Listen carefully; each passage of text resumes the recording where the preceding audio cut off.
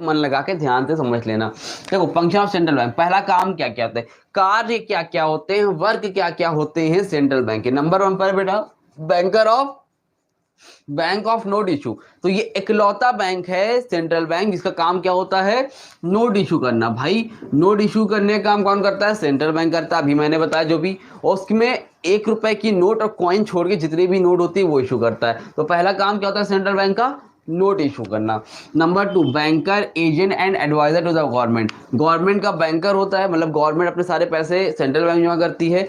Government का agent भी होता है, जैसे गवर्नमेंट के बिहाफ पे अगर आप पैसे ट्रांसफर कर रहे हो या गवर्नमेंट कहीं पैसा ट्रांसफर कर रही है तो गवर्नमेंट के बिहाफ पर खुद मोदी जी तो ट्रांसफर करेंगे नहीं, है ना। गवर्नमेंट का पैसा जितना भी आता है, जैसे आपने कोरोना में बहुत से लोगों ने दान किया था ना, डोनेट किए थे पैसे, तो वो पैसे कौन रिसीव कर रहा था, सेंट्रल बैंक। अगर सेंट्रल बैंक किसी को सैलरी दे रही है, भेज रहा है गवर्नमेंट डायरेक्ट, तो वो क्या है, एज अ एजेंट काम कर रहा है। खुद वहां के जो नेता है, जो लीडर है, वो नहीं करेंगे पैसा, एज अ एजेंट गवर्नमेंट के लिए काम करता है एज अ एजेंट। और and adviser to the government, adviser to the government का मतलब है कि काम काम पर जब गवर्नमेंट को एडवाइस की जरूरत होती है तो वहां पर एडवाइस देने का काम करता है, कहां पर उसे क्या काम करना चाहिए, गवर्नमेंट को कहां पर पैसे इन्वेस्ट करने चाहिए, कहां पर नहीं करनी चाहिए। तो एज अ एडवाइजर, तो as a banker, as a agent, as a adviser government के लिए काम करता है कौन, हमारा सेंट्रल बैंक। ठीक है, समझ में आ गई बात। अब lender of the last resort, lender of the last resort, इस टॉपिक को थोड़ा ध्यान से समझना। और क्लियरिंग एजेंट को कोई कुछ बोलना नहीं, ध्यान से तो समझना, बहुत इंपॉर्टेंट टॉपिक है। Lender of the last resort का मतलब क्या होता है बेटा जी, lender of the last resort, आखिरी उम्मीद। समझ रहे हो, इसको समझने के लिए बोल रहा हूँ, इसको मतलब नहीं है, इसको याद रखना। आखिरी उम्मीद, उम्मीद यानी कि लास्ट होप, है ना। तो आखिर आपकी लास्ट होप है कौन, lender of the last resort. मतलब जैसे मान लो एक कॉमर्शियल बैंक है, जैसे मान लो आईसीआईसीआई बैंक, इसको पैसे की जरूरत है या लॉस में चला गया, ये बैंक लॉस में चला गया, इसको पैसे की नीड है। इसने जितने भी आसपास के कॉमर्शियल बैंक है, आसपास के जितने भी कॉमर्शियल बैंक है, जैसे PNB, SBI, HDFC, axis bank, है ना, कैनरा बैंक, बहुत सारे इस तरह के बैंक है। तो आईसीआई, ये सब कितने, सब कॉमर्शियल बैंक है। तो आईसीआईसीआई बैंक लॉस में चला गया और उसको पैसे की नीड है, तो इसको लोन चाहिए। तो इसने पीएनबी से मांगा, पीएनबी ने मना कर दिया।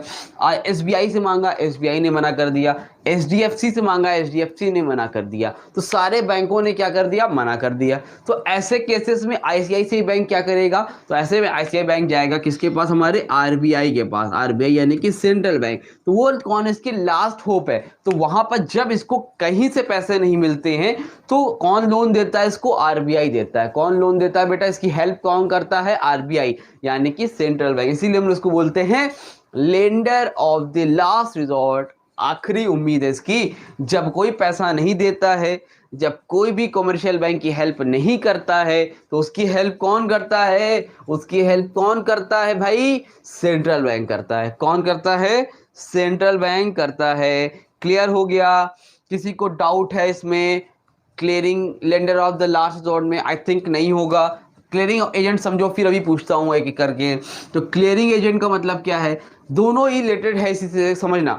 अब यहां पर तो आपने देखा आखिरी टाइम में वो लोन देके उसने उसकी हेल्प कर दी। अब यहाँ पर बात हो रही है क्लियरिंग एजेंट की। तो क्लियरिंग एजेंट का मतलब है, एक बैंक है आपका आईसीआईसीआई, देखो आईसीआई वाले मुझसे बुरा ना मान जाए भाई कि बार बार आप मेरा नाम ले रहे हैं, बर्बाद कर रहे हैं हमको, है ना। तो आईसीआईसीआई बैंक का मतलब होता है, मान लो ये बैंक करप्ट हो गया, ये बैंक का दिवालिया निकल गया, ये बैंक एकदम लॉस में चला गया, खत्म हो गया, बंद हो गया, भाग गया, कुछ भी हो गया, ऐसे कि इंसॉल्वेंसी हो गया ना, कह रहा है पैसा हम नहीं दे पाएंगे, हमें लॉस हो गया।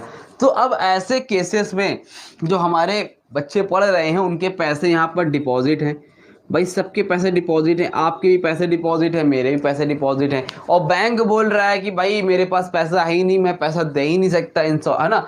अपने आप को उसने दम बता दिया कि दम हम, या फिर भाग गया, करप्ट हो गया, या फिर इंसॉल्वेंसी हो गई, मतलब पैसा नहीं है इसके पास, खत्म।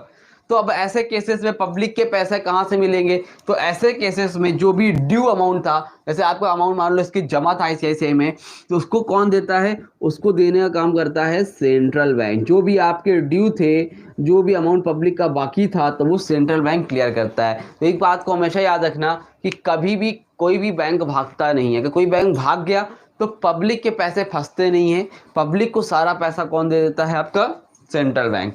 कौन दे देता है? Central bank. तो सेंट्रल बैंक क्या होता है? एज अ क्लियरिंग एजेंट काम करता है। अगर कोई भी बैंक के साथ कोई भी घटना घट जाती है तो उनके जो पब्लिक के पैसे उस अकाउंट में, उसको देने का काम कौन करता है? हमारा सेंट्रल बैंक करता है। Is that clear? यस और नो? दोनों टॉपिक समझ में आया कि नहीं आया? बहुत इंपॉर्टेंट टॉपिक था। एक बार जल्दी जल्दी थम्स अप बना के भेज दो, डन बोल दो जल्दी से, ताकि समझ में आ जाए।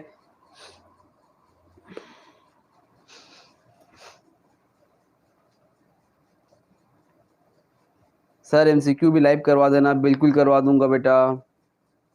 स्वस्तिका, और कुछ, और कोई डिमांड आप लोग की? एमसीक्यू लाइव करवा दूंगा, आप लोग बताओ और कोई डिमांड?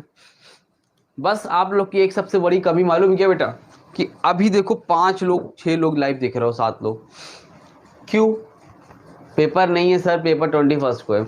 अभी जब यही मैं 20 को पढ़ा रहा हूँ, 20 तारीख को पढ़ाऊंगा, 19 तारीख को पढ़ाऊंगा, तो यहाँ पे 5 ये 50 हो जाते हैं।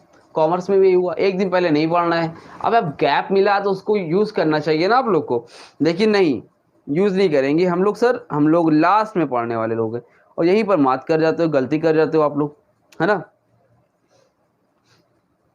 कोई बात नहीं, चलो ठीक है, चलो ओके है। आगे बढ़ा जाए। आगे देखो, लास्ट फंक्शन इसका एक ये है, controller of credit. Controller of credit का मतलब क्या है? कि जैसे कॉमर्शियल बैंक जो होते हैं, कॉमर्शियल बैंक समझते हो ना, कॉमर्शियल बैंक क्या करते हैं? आपको लोन देते हैं। क्या करते हैं? लोन देते हैं। किसको लोन देते हैं भैया? पब्लिक को देते हैं। किसको देते हैं? पब्लिक को देते हैं। जैसे मान लो चिंटू, मिंटू, राहुल, है ना, सब गए लोन लेने कमर्शियल बैंक के बाद, कमर्शियल बैंक ने लोन दे दिया, ठीक है। तो अब जब लोन ज़्यादा दे रहे हैं तो पब्लिक के पास पैसा ज़्यादा हो जाएगा। जैसे अभी बोला ना कि अगर कमर्शियल बैंक आपको लोन देने लगे तो आपके पास पैसा क्या होगा? ज़्यादा हो जाएगा। और जब आपके पास पैसा ज़्यादा हो जाएगा तो आप सामान ज़्यादा खरीदोगे। अभी आयुष ने एक क्वेश्चन मुझसे पूछा था कि अगर मान लो आपको लोन ज़्यादा मिले, सस्ते रेट पे मिले, सब लोग लोन लेंगे, तो सब लोग लोन लेंगे तो सब लोग के पास पैसा क्या हो जाएगा? ज़्यादा आ जाएगा। और जब पैसे ज़्यादा आ जाएंगे भाई साहब आपके पास, तो आप क्या करोगे?